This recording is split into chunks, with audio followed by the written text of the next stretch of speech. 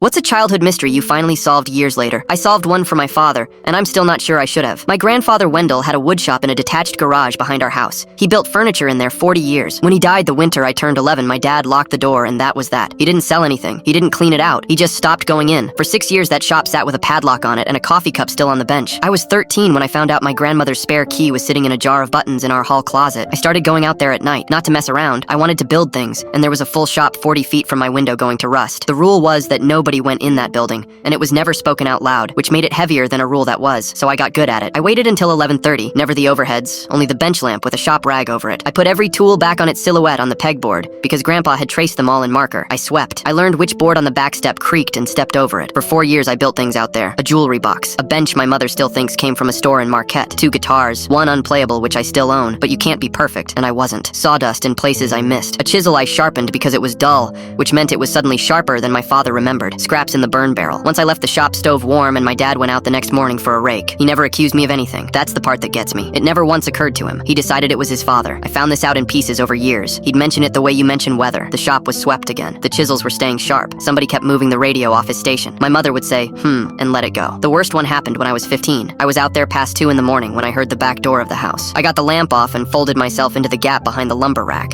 about 11 inches between the boards and the wall. My dad opened the shop door and stood in it. He didn't turn on a light. I could see him from the chest down in the window glow. He stood there for what felt like 10 minutes and was probably 90 seconds. Then he said, out loud in a completely normal voice, "Hey, Pop." Then he shut the door and went back inside. I stayed in that gap until my legs went numb. I never told him. Not at 17, not at 20, not when he sold his truck, not at either of my siblings' weddings. 15 years of not telling him. Last spring, I was up there helping him replace the shop roof. We were sitting on the tailgate afterward, and he said something about how I still move around a house like a cat and always have. And for whatever reason, I just said it. I told him about the key in the button jar, about the rag over the lamp, about the pegboard silhouettes and the creaky step. I watched my father's face go through about 4 things. He set his coffee down on the tailgate and said, "So it was you?" I said yes. He was quiet a long time. Then he said, "I liked thinking he was still out here with me. I have never felt worse about anything I've said to another person." But then he asked me something, and his voice changed a little. "What about the radio?" I told him I never touched the radio. I never turned it on, and I never turned it off, because a sound in that building at midnight would have gotten me caught in about 4 seconds. He looked at me for a long moment, and from the kitchen window, about 20 feet away,